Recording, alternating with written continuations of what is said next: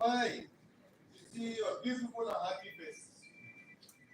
As the Speaker of the largest representative body in Nigeria, representing all corners of Nigeria, I feel it a duty to address some pressing challenges we face as a nation.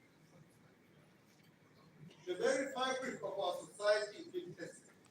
You are on live Our to GTV Africa, live resilience, from National strength, Assembly. and Speaker, our House of unity challenge. Representative, Honorable However, Tajudeen Abbas amid these is trials, stepping to our spirit Nigerians remains as humble, regards to the issues and our that resolve to Nigerians are overcome and facing. thrive Let's listen to throughout him. this This is conflict. TV Africa from National As Assembly. representative of the Nigerian people, we cannot pay the service to the plight of the same individuals who elected us into office to protect their interests.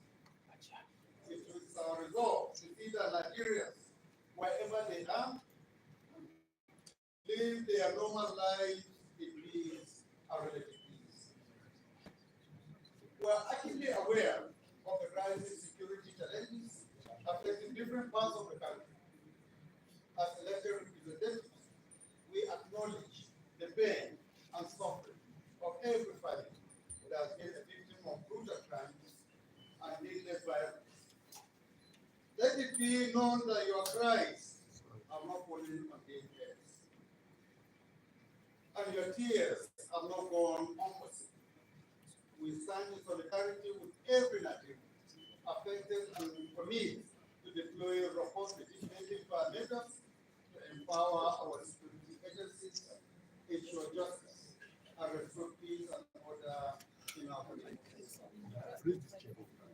The President and Commander-in-Chief, His Excellency Bola Ahmed Tinubu, has demonstrated an unwavering commitment to improving the security situation and enhancing the capability of the armed forces. On Tuesday this week, I attended the induction ceremony of the T-129 attack helicopter and the King Air 360I aircraft in our esteemed Air Force. The acquisition of this state-of-the-art aircraft clearly indicates the government's dedication to invest in the security infrastructure of our nation. It reflects a proactive stance in adapting to the dynamic challenges of modern warfare and a commitment to provide our armed forces with the best tools to defend Nigeria and our people. You may recall on November 8, 2023, the President signed the 2.176 trillion Supplementary Appropriation Act to strengthen Nigeria's security architecture and address Nigeria's critical infrastructure deficits, among other considerations. This investment in the face of global economic downturn and budgetary constraints against the government stagnation and insecurity in Nigeria. While recognizing and commending the patriotic and courageous efforts of our security agencies, we must have the courage to effect changes where necessary. These are among the issues that the forthcoming Legislative Security Summit will address. This summit will come up in a matter of weeks will, among others, allow us to hear directly from the key stakeholders in the sector and come up with legislative measures to modernize our security system and improve its operational efficiency and effectiveness. As emphasized in our legislative agenda, the time has come for us to demand greater transparency from our security agencies and full accountability for all the fund spends and earmarked for spending in the sector. We started our sectoral debates in November last year with the service chiefs and the Inspector General of Police to demonstrate the seriousness we attach to the security of this country.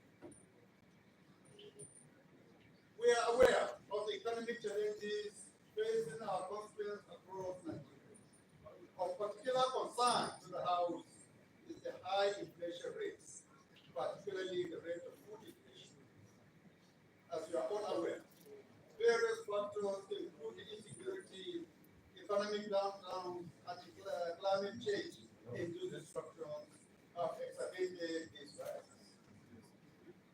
I wish to commend the rapid and decisive response of the President Bola Ahmed Tinubu, ECFR, to the issue of food security.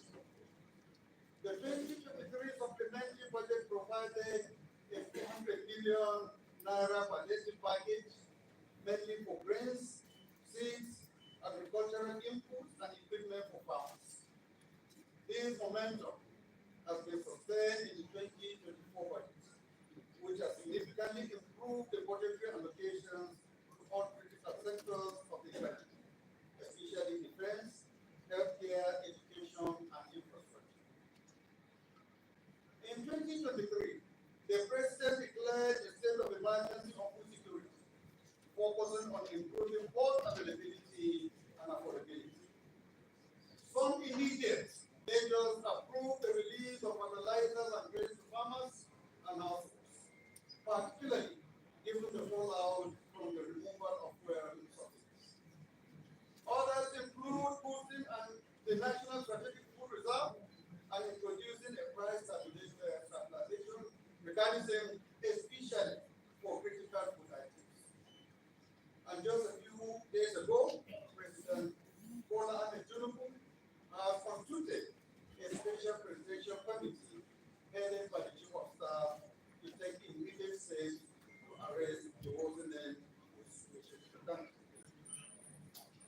We in the National Assembly have supported and continue to support the government's efforts in finding effective solutions to these challenges. For the first time in history of the Nigerian legislature, the Senate House set up a committee on nutrition and food security with a mandate to strengthen the legislative framework for nutrition governance in Nigeria, advocate for inclusion of nutrition in government priority programs, and monitor resource allocation for nutrition in the annual budget estimates.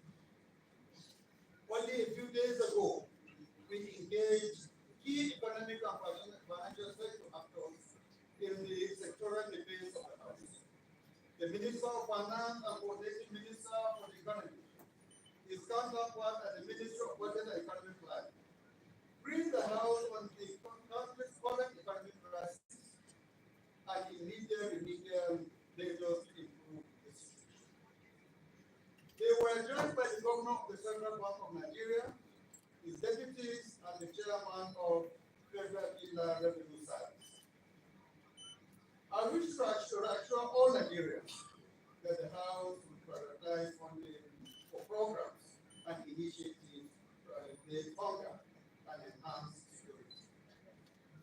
We are fully committed to supporting policies that will stimulate our economy, provide relief, and ensure relief is fair in everyone. In addition to promoting security, so that farmers can feel safe to return to their farms, the House will support import and export policies that stabilize the prices and ensure adequate supply of essential items at affordable rates, especially for our constituents living in rural areas. We will also propose enacting legislation to enable swift government response to tackle food shortages, including emergency food aid, to navigate through these tumultuous times. The importance of unity and constructive engagement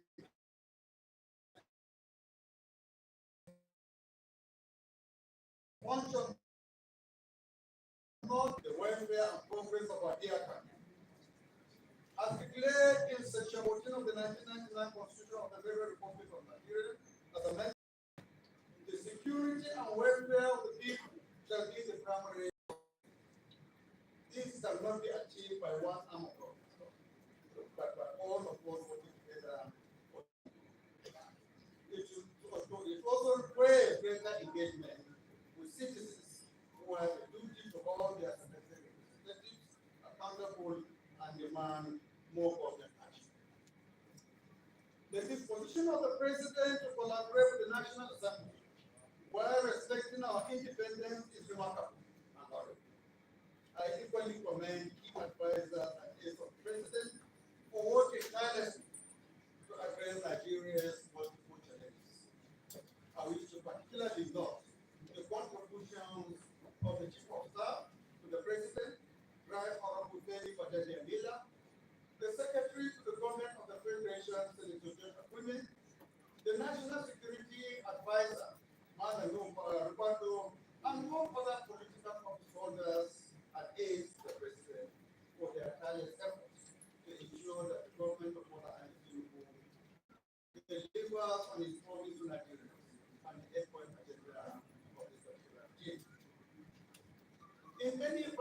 democracy, the relationship between citizens and their government is symbiotic, characterized by active engagement, mutual trust, and shared accountability.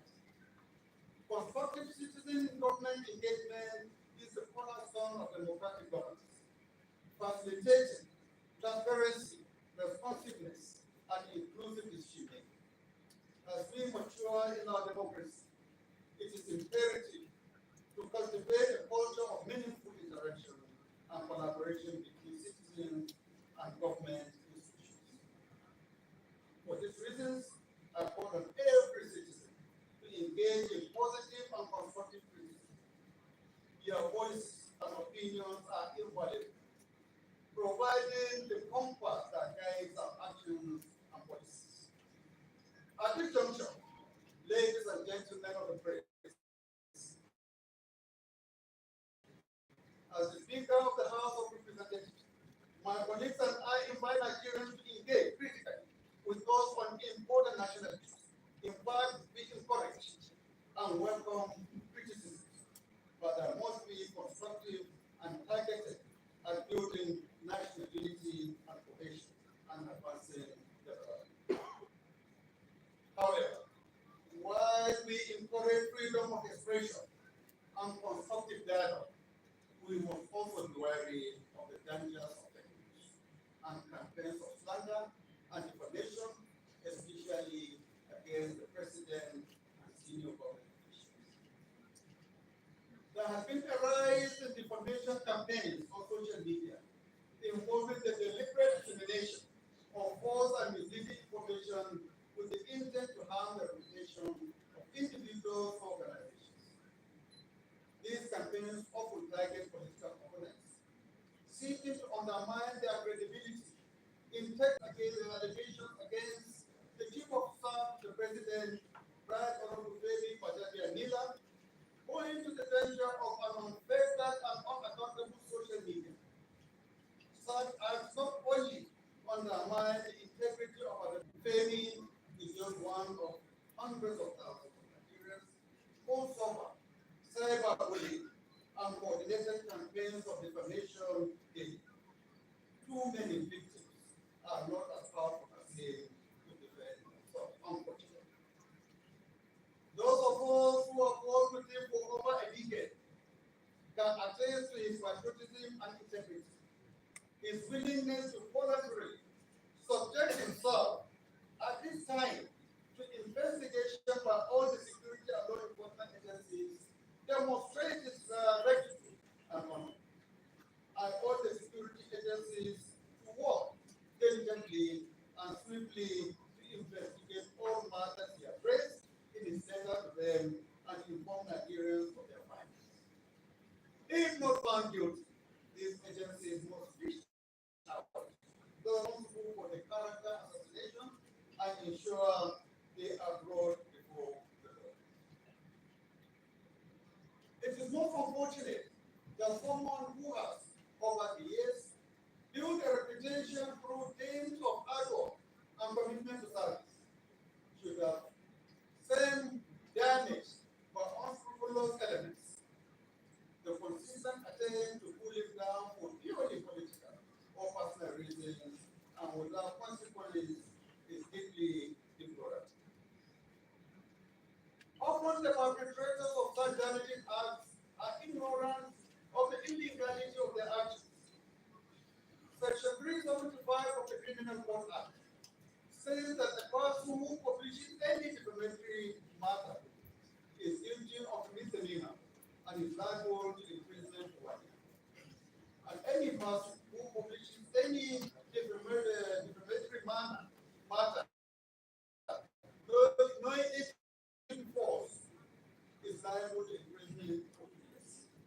Although Section 24 of the Cybercrimes Prohibition and Prevention Act 2015 provides that any person who knowingly and intentionally uses computer systems or networks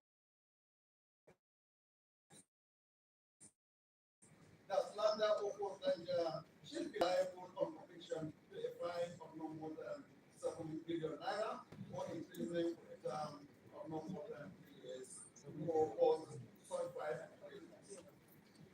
Furthermore, Section 24 of Section 2 of the Act says that any person who intentionally transmits any communication through a computer system to bully or threaten or harass another person commits an offense under the Act and shall be liable on conviction to 10 years and for a minimum fine of 25 million naira. The criminal code also criminalizes information and makes it an offense to threaten a person with an injury to his person, reputation, or property. In view of the above, the House intends to strengthen libel, slander, and defamation legislation. In this regard, to avoid being misquoted or quoted out of context, ladies and gentlemen, I wish to make it categorically clear that the House has no intention to stifle free speech. Instead, our objective is to protect the dignity of individuals and the integrity of public discourse. We will ensure that these laws are balanced, providing room for healthy and constructive criticism while safeguarding individuals and institutions from malicious and unfounded attacks. Ladies and gentlemen, in the face of such action, it is natural to feel a sense of despair and frustration. The impact of the challenges I've identified above is present in everyone, on every street, and in the heart of every Nigerian. Yet it is precisely in times like these that our true strength as a nation is revealed. Our resilience, unity, and indomitable spirit have seen us through difficult times before, and I have no doubt that these qualities will carry us through again and again. To those affected by the scourge of insecurity, I want you to know that your government hears you now and here. We are taking decisive steps to address the root causes of this menace, deploying both military and diplomatic resources to ensure that the safety and security of all Nigerians. It is a complex challenge, one that requires patience and a time to resolve. But I assure you that we are making progress in this regard. On the economic front, we are equally committed to reversing the downturn and setting our country back on the path of sustainable growth. The policies of the Tinubu-led government are designed to stimulate the economy, encourage investment, and create jobs. We understand the urgency of the situation and are working tirelessly to alleviate the hardship. The issue of food shortages is particularly close to my heart. Food security is fundamental to national security. We are implementing comprehensive strategies to boost agricultural production, improve supply chains, and ensure that affordable food is accessible to everyone, regardless of where they live. I ask for your patience as these measures take time to bear fruit, especially of the magnitude we are aiming for. Does not happen overnight. It requires time, effort, and most importantly, the support of every Nigerian. Each of us has a role to play in this journey towards a more secure, prosperous, and food secure Nigeria. Whether you are a farmer, a business owner, a teacher, a student, your contribution matters at this time. Together, we can overcome these challenges and build a brighter future for our beloved country. As your speaker, I feel with renewed hope for what we can achieve together and collectively.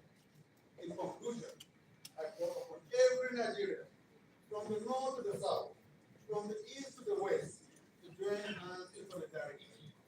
Let us support our government policies. Let us be patient. And let us work together towards the common goal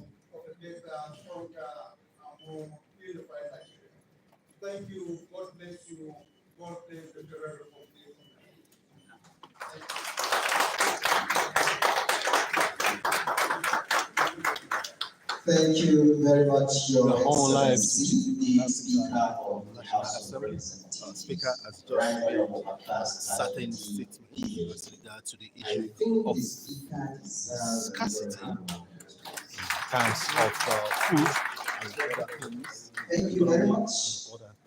May I recognize the presence in our midst of the Deputy Speaker of the House of Representatives, Right Honorable Benjamin Okeze-Kalu.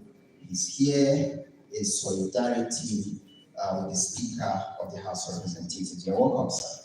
May I also recognize the presence of the Minority Whip, Honorable Ali Issa. You're welcome. Also, the Deputy Manager is here. Sorry. Deputy Chief Whip. Deputy Chief Whip of the House, Honorable Manager is here. Doctor, you're welcome. This is GTV Africa. Of The course, Speaker has the raised Deputy a lot Leader of the issues House, as regard to those that are blackmailing, You're welcome, sir. alleged Other blackmailing members and of chairmen of committees that have former joined Speaker us, and the current when Chief the of Speaker Staff was to reading his the speech. President. Quickly Right now, now, it as is a time Femi, to give our Femi colleagues, Gbajabi Amila, journalists, the and a opportunity lot of to other ask issues questions. as regard to the scarcity Well, and I will terms hand of over food to and the security I will hand of over to the Nigeria chairman of the all House over of the Reps world, Press Code, coordinate others that are Ms. Grace. She's here. it is Please time for question quickly, and answer. if you are The called, Speaker will be you introduce entertaining yourself, your questions medium, from the and then journalists, ask your and question briefly. Then the speaker will he respond. is going to be giving Thank you a very reply much. answers to it. Your Excellency, the Speaker of the 10th House of Representatives, Right Honorable Tajudeen Abbas. Your Excellency, the Deputy Speaker of the 10th House of Representatives, Right Honorable Benjamin Kalu, the Leader of the House of Representatives, the Minority Leader, the Chief Whip, other members present, my dear colleagues, good afternoon. Well, as we all know, the subject matter is what everybody is talking about, the issue of insecurity. Parliamentarians here, we have the Speaker who will be answering or giving us solutions to some of the questions we'll be asking today. So I'll go straight to the question. We have 6 questions to take for this session. Question number 1, statistic. Please, can we have the microphone? The microphone, please. Okay, we start with you since you have the microphone. Please go ahead with your question. Introduce yourself.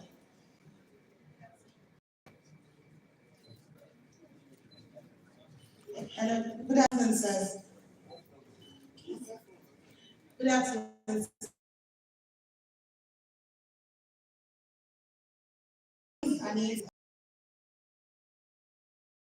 Because it is uncommon for the head of the federal parliament, like the House of Representatives, to come out of the chambers to address Nigerians on one national issues. We want to know what has stated this kind of press conference. Thank you, sir. Okay, we'll take all the questions. Your Excellency, you want to.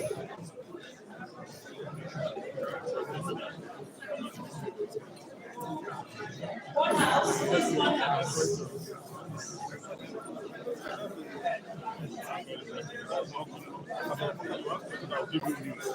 Okay, so we'll take 3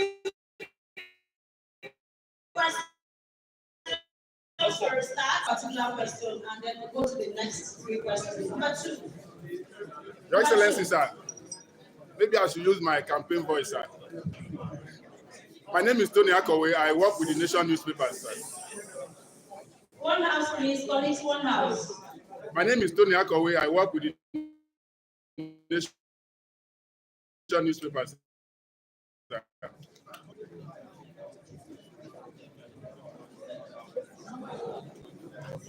Thank you, Your Excellency. Once again, my name is Tony Akowe. I work with the Nation newspapers. You spoke about the need for the House to organize a security summit to bring together experts to address the challenges we are facing in that sector. We are aware that the last assembly also organized one, and the report is still lying in the shelves of the government. What efforts or what assurance will you give to us as to Nigerians that the outcome of this summit that the House is organizing will be implemented? Thank you, sir. Question number 3, James.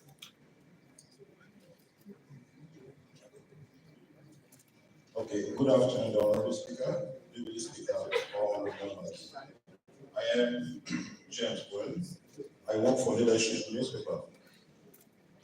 Your Excellency, listening to your speech, you spoke extensively about the expectations from Nigerians, from the government of the day.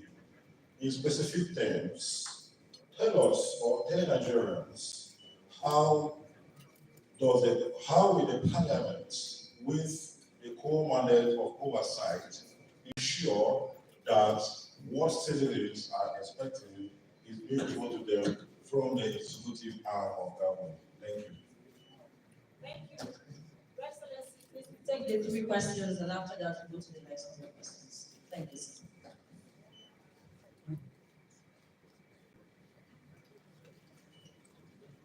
Thank you very much, distinguished ladies and gentlemen. If I have it correctly, we have 3 questions. The first one is what Mrs. Levy's briefing. I'm sure my honorable colleagues and people living in Nigeria will tell you that there is no better time for the Nigerian parliament to come out and speak the minds of Nigerians, to respond to their anger, to their agony, to their pains. That is what that's why we're here. We are not here to take care of ourselves. We are here to represent our people. And at this time, at this era, with the kind of hardship Nigerians are facing, it becomes obvious and feeding on us to call for this treatment and to tell the world that we are concerned. We feel their pains, we hear their problems, and we will not relent in coming out with solutions that would ameliorate all their sufferings. This is the very reason why we decided on this day to convey this meeting, to tell the world, to tell our constituents, and to tell our governments. We are here to do the extraordinary. We're here to ensure that all these issues that are affecting our people are paramount to us. I will do everything humanly possible to ensure that we bring support to their lives. That is the purpose of this. The second question is on the issue of the previous security summit conducted during the 9th Assembly, which is similar in so many respects with the one that we are advocating now. The legislative summit that we promised to convene very soon. I'm aware some of us here were also part and parcel of that summit. From what they are saying is that majority of what has been discussed, solutions that have been provided, have not yielded any fruits. But in a nutshell, the previous government did not do much to implement the resolutions provided during the last summit. I want to assure you, distinguished ladies and gentlemen, as I have said during the 4th October speech, that we are lucky this time around in this country, that we have unity of purpose. The government is made up of legislators. So there is a synergy, there is an understanding, there is a cohesion between what they do there and what we do here. We have a very, very effective understanding. And we want to assure you as well that we will not convey this summit alone. We will do the functioning in collaboration with executives, so that whatever we come up with at the end of the day will be a product of their own input as well. It will not be just the legislative input. It will be a combined input from both the legislature and the executive. So I want to assure you, this summit will succeed because we work together with the executive at every stage of that process. Thank you very much. The last question was, in what way can we convince Nigerians that the present 10th House of Representatives oversight will impact on the people of this country? Again, I must emphasize what we have said earlier. In our legislative agenda, we have indicated categorically the means and ways that we are going to follow each sector, what we need to do in each sector.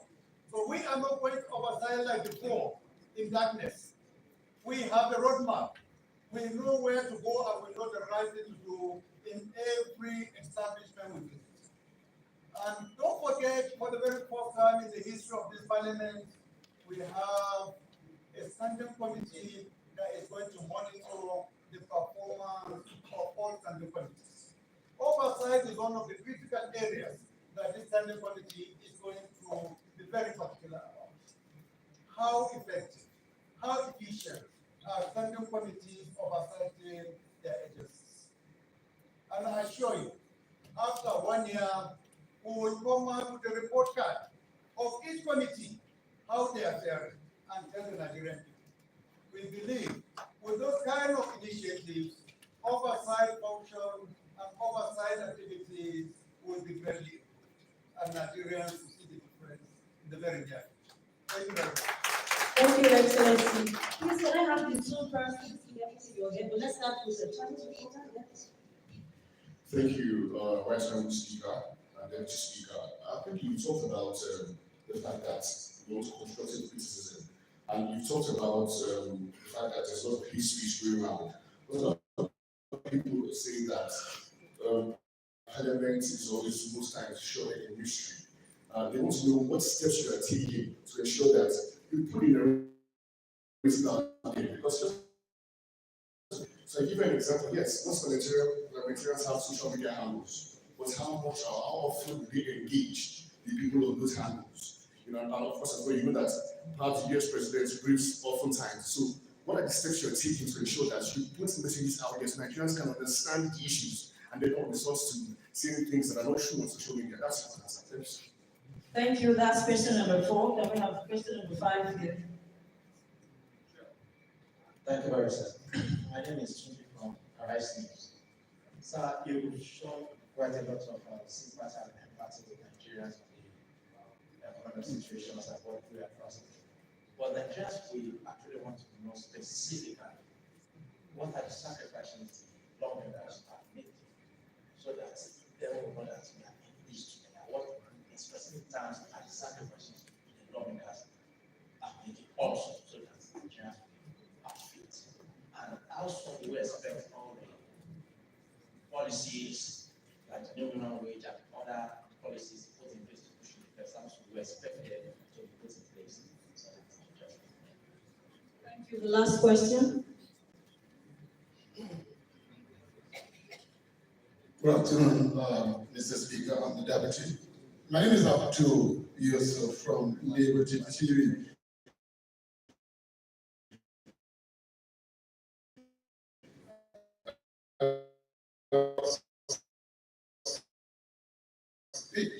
And what I want to ask is, what will you be doing different so we can aim or achieve those new military hardware? Since you said that, is it unavailing or a lunch or you just yesterday? Not my question. Thank you very much. Thank you. Thank you very much, Your Excellency, sir.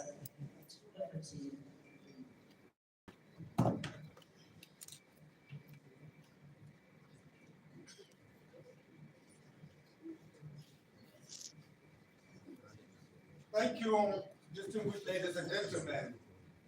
If I take your question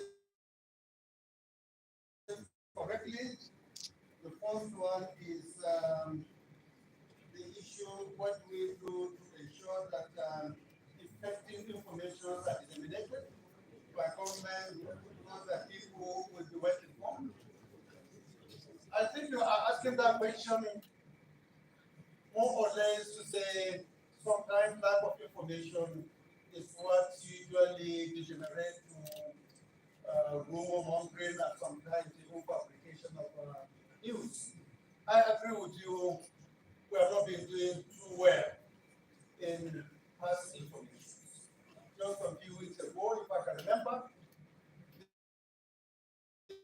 was that the relevant agencies did not do too well in coming out to tell Nigerians using all available apparatus why they are transferring so department to so place. So they let people to decide on what the reasons are, whether real or real. So I quite agree with you. One way of really improving or at least discouraging fake news is for the government at all levels to ensure that they are very transparent. In this government, is this new issue of inviting people from different sectors to come on sectoral debates to answer questions that ordinary Nigerians may not be privileged to ask. Their representatives are there, and we're sure the representatives are always in touch with their constituents. So they will be able to generate questions from their constituents and then come forward to ask them at the during those engagements. If we can be able to sustain that kind of program, I am sure Nigerians will be more informed about the activities of government, particularly areas of critical interest that not too many people are aware of what government is doing. So I agree with you totally. Both the National Assembly, the judiciary, the executive will need to do much more in terms of reeling out information on what we do, so that we don't give people the opportunity, particularly the mischief makers, to fabricate news and sell to the Nigerian people. Thank you very much for that question, and we'll continue to build on what we have started. I assure you, things will get better. The government will become more transparent in terms of information dissemination. Thank you. The next question is what guarantee or assurance can we give Nigerians that things will be better for Nigerians in this particular regime? Is that the question, or I took the wrong? Well, somebody, the master of ceremony, when he was introducing us, said this is an extraordinary program. It has never been done before. This is the very first time that we are addressing very critical importance. This is part of the change. This is part of the change that will always be available. We are a people's parliament and will always be at the center of issues whenever they arise. Wherever there are issues, you can be rest assured that the 10th House of Representatives, and by extension, the National Assembly, will be very, very active in addressing these issues. Again, I want to refer you to our legislative agenda. We have come up with a very, very comprehensive legislative agenda that goes in tandem with the administration's 10-point agenda. We make sure that there is a synergy between the two, so that we can be able to give all the legislative support the executive requires for us to succeed. So without any doubt in mind, I want to assure Nigerians that things will get better. Things will get better for every one of us. We in the National Assembly will make sure that the executive does the needful, the executive deliver on its mandate. And I have no doubt that the government has the passion, has the commitment to deliver, and will be there all the way to support. Thank you.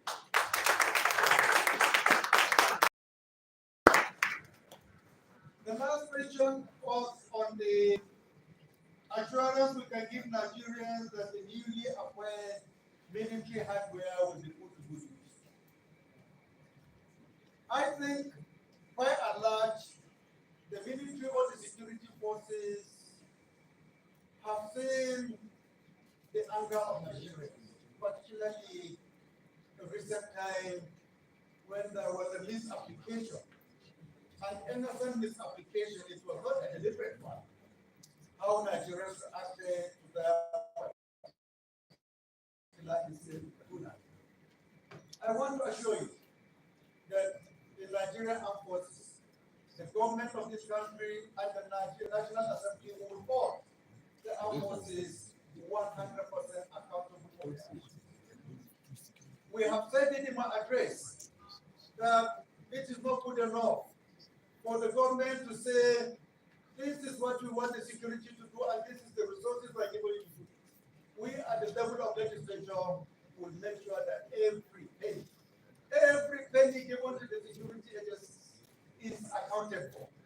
We must see value addition in that particular money invested. We assure you we will not relent on that. We have put the mechanisms through our legislative agenda, through our standing committees to ensure that security agencies will be held accountable for resources given to them to ensure adequate security for the staff. Thank you very much. Thank you very much, Your Excellency, the Speaker of the House of Representatives. I think we should give him another round of applause for brilliantly responding to questions raised by journalists at this World Press Conference.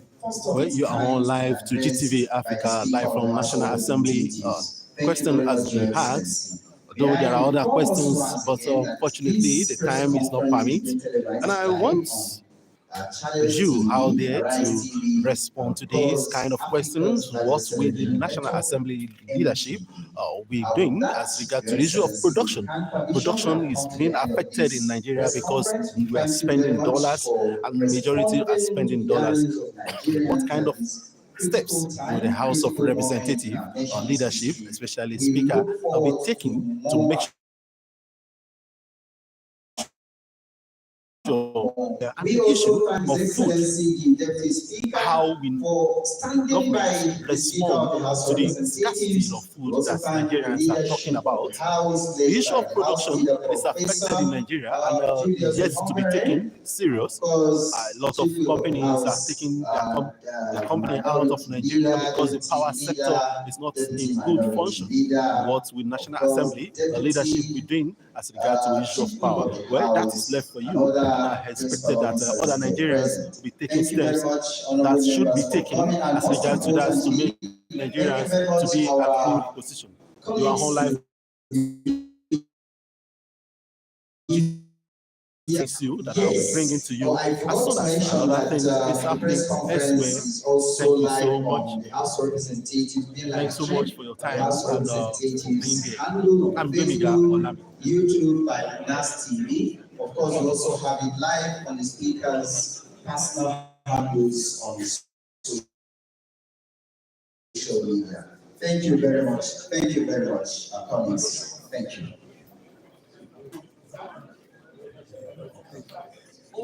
Well, I'll be coming to an end from this spot. But honorable, your name.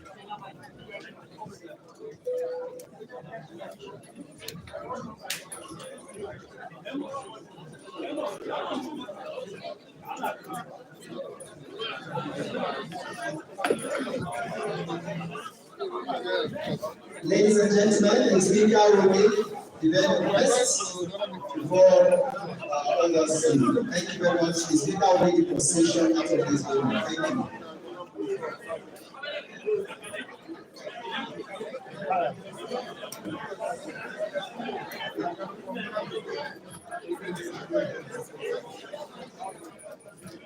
you. I